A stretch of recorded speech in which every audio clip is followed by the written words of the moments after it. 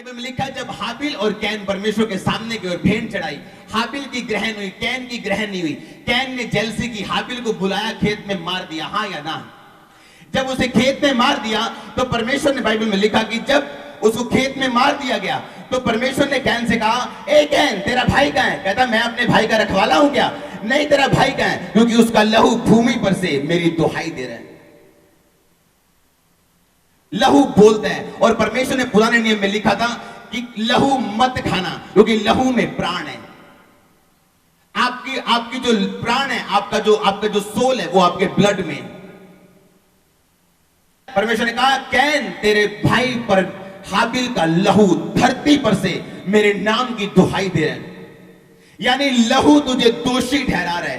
तूने पाप किया, तूने कत्ल किया, अब लहू तुझे दोषी ठहरा रहा है।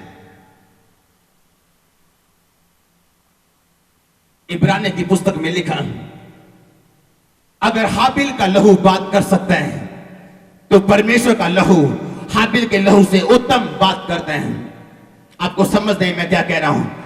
अगर हाबिल का लहू यह कहता था कि यह व्यक्ति जिसने पाप किया है, इसको गरीब रहना चाहिए, इसको बीमार रहना चाहिए, इसको बांझ रहना चाहिए, आज परमेश्वर का लहू जो हमारे और आपके लिए बहाया गया, जो आज परमेश्वर की दुहाई देके ये कह रहा है कि ये बीमार नहीं रहना चाहिए, ये चंगा होना चाहिए, ये बांझ नहीं रहना चाहिए, ये गरीब नहीं रहना चाहिए, ये आजाद होना चाहिए।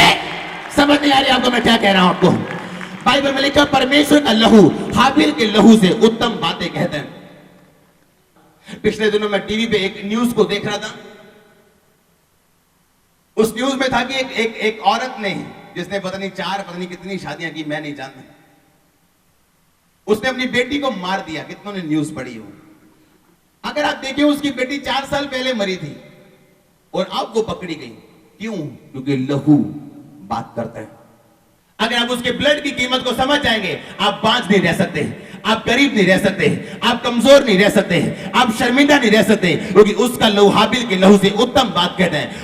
हाबिल का लहू बोलता था ये पापी या अपराधी, इसे परमेश्वर मैं दुहाई देता हूं, मेरे लहू दुहाई दे रहे हैं, इसको मारा जाए, इसको भगोड़ा घोषित किया जाए, इसको दंड दिया जाए, उसको मिला भी दंड। लेकिन लिखा यीशु का लहू जो निष्कलंक था, जो परमेश्वर का अपना ब्लड था, जिसमें इसके एक बूंद में इतनी ताकत है पूरी दुनिया की बीमारियों को खत्म करके, फिर भी वो एक बूंद रहे, वो लहू आपके लिए बात कर रहे हैं, आपके परिवार के लिए बात कर रहे हैं, आपके बिजनेस के लिए बात कर रहे हैं। आमीन।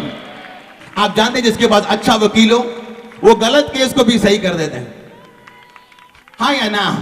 तो यीशु मसीह, उसको गलत को सही करने की जरूरत नहीं, वो वकीलों का वकील आपके साथ है यीशु मसीह के नाम में।